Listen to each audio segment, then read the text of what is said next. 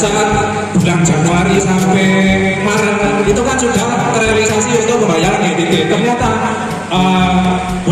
pada bulan Mei itu kan disuruh mengembalikan yang honor EDT itu. Padahal sudah terrealisasi. Itu cara menulisnya di RDL itu gimana? Terima kasih. Sebelum kita melangkah ke kegiatan PAK BOS reguler tahun 2021, ini ada beberapa poin-poin yang perlu diperhatikan dalam PAK BOS reguler tahun 2021.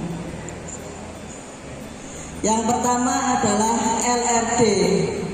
LRD ini adalah laporan realisasi penggunaan dana dari masing-masing lembaga yang sudah panjenengan SPJ-kan, sudah direalisasi dan yang kemarin sudah dientrikan pada aplikasi SIBOS bulan Januari sampai dengan Juni. Itu yang tidak boleh bergeser. Jadi yang sudah panjenengan SPJ-kan kemarin, yang sudah diterbitkan SP2B-nya sampai dengan bulan Juni, ini sudah tidak boleh mengalami perubahan saat PAK nanti. Ditambahkan lagi dengan realisasi dari pengambilan dana bulan Juli, Agustus, September, dan Oktober. Jenengan mengambilnya dana berapa? Di situ jenengan nanti diberi kertas kerja, nanti yang akan dijelaskan lebih lanjut sama Mas Wiwit. Itu nanti dimasukkan di realisasi Juli, Agustus, September, dan Oktober. Jadi nanti yang sudah dibuatkan manualnya mungkin di lembaga, itu jenengan masukkan di sana dengan catatan kegiatan yang memang diperbolehkan di BOS reguler. Kalau memang itu tidak bisa ya jangan dipaksakan meskipun itu sudah realisasi. Yang selanjutnya, mekanisme SPJ yang baik dan benar. Mengapa di sini menjadi salah satu poin yang juga penting dalam kegiatan ini? Karena harapan kami nantinya RKS yang PAK saat ini itu adalah gambaran SPJ panjenengan dalam 1 tahun. Jadi nanti bisa meminimalis silpa di akhir tahunnya.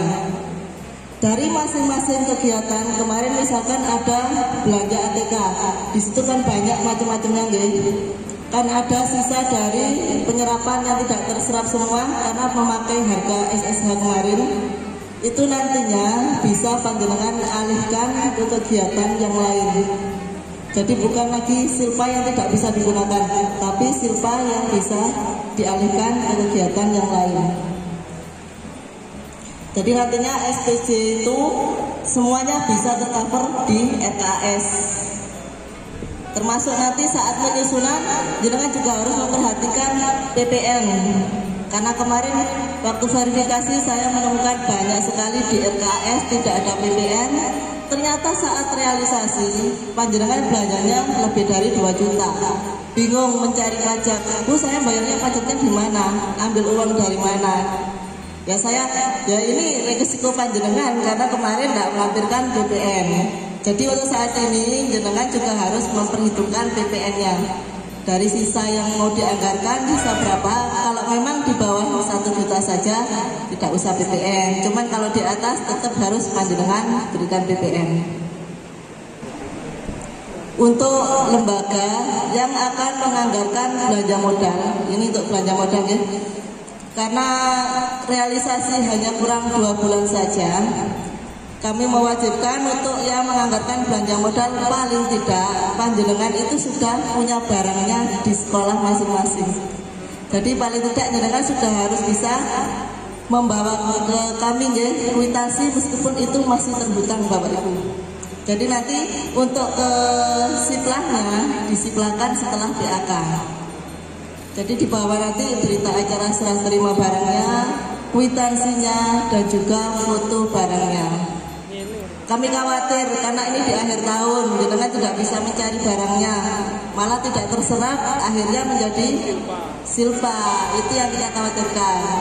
Atau nanti siplahnya tidak tutup prosesnya, akhirnya tidak diakui secara administrasi, jadi silpa lagi. Padahal untuk silpa yang tahun ini akan mengurangi untuk yang tahun berikutnya. Tolong untuk diperhatikan terkait untuk belanja silpa dan belanja modalnya nih. Lebih baik untuk lembaga yang memang mengalami kenaikan pagu, untuk mengalami kenaikan pagu karena perubahan siswa diarahkan pada kegiatan yang memang sudah dilaksanakan di lembaga tapi belum ada di RKAS. Dengan catatan itu tadi sudah sesuai dengan Juknispos. Yang terakhir ini ya, termasuk tip dan triknya juga penyusunan PAK. Itu tadi, kalau memang yang mengalami penurunan, jenengan bisa mengurangi kegiatan yang tidak realisasi sama sekali. Misalkan memang tidak akan direalisasi sampai akhir tahun, itu jenengan langsung cut saja untuk mengurangi pagunya. Kalau yang bertambah berarti menambah kegiatan kalau bisa. Kalau memang tidak bisa ya, tapi jangan disebar ke semua kegiatan mengalami perubahan kalau bisa gitu. Karena itu akan menghambat pekerjaan panjenengan juga pada akhirnya, Bapak Ibu.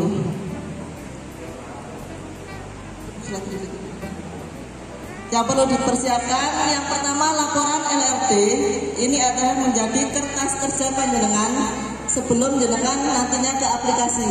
Harapan kita di LRD ini sudah menyerupai dengan RKAS manual. Kita sudah tidak membuat RKAS manual, karena di LRD nanti ini akan kita upayakan mirip betul dengan RKAS yang akan panjenengan entry, termasuk realisasi yang kemarin sudah direalisasikan, rencana apa saja yang nantinya akan di PAK dialihkan, nanti akan ada di LRD ini.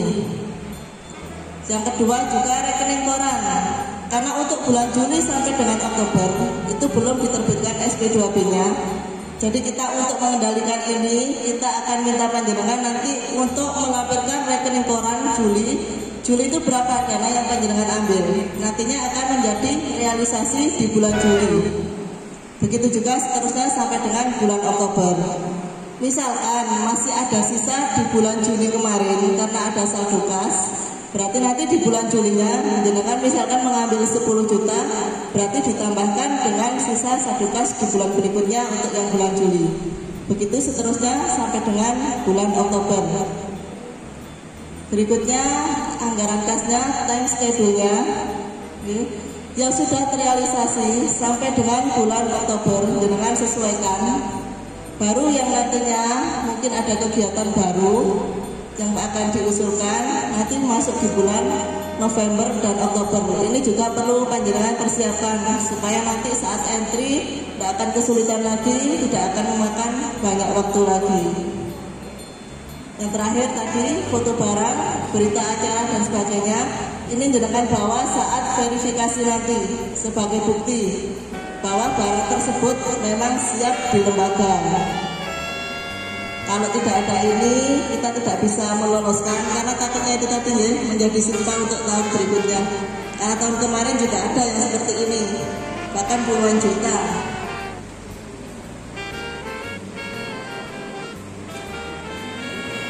Untuk berkas verifikasi sendiri nanti yang dibawa adalah print out dari RKAS yang terbaru setelah PAK ya. Kemudian nanti print out atau soft copy-nya LRD, nanti kita bandingkan mana-mana yang mengalami perubahan di LRD ini. Nanti kita lihat apa sudah cocok atau belum dengan yang panjenengan entry pada RKAS.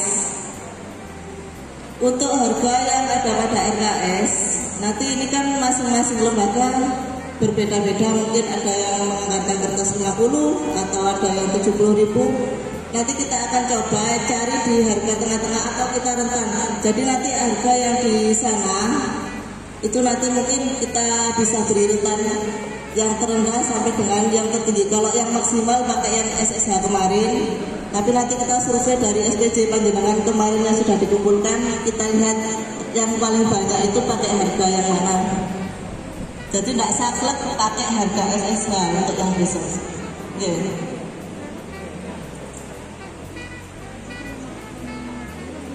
Dari saya sekian.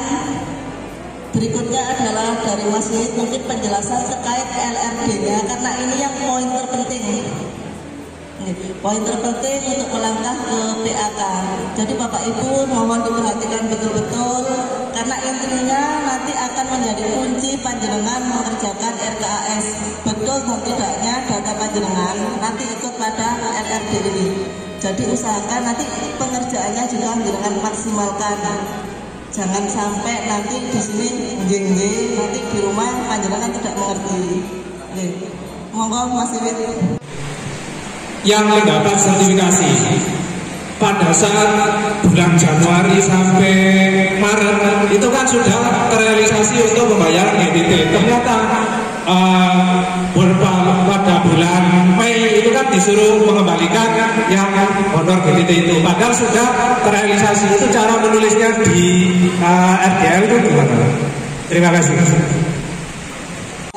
Sudah di SP2B kan, berarti itu kan kategori bahwa itu sudah terrealisasi.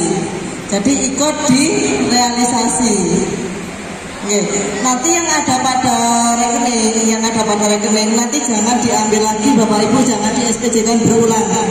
Karena nantinya kalau itu panjenengan ambil lagi yang ada di rekening, misalkan pagu yang pertama 100 juta misalkan, karena ada kontrapos 10 juta tadi, kalau menggunakan SPJ-kan, maka dana yang diterima 100 tadi menjadi 110 bukan panjenengan ambil.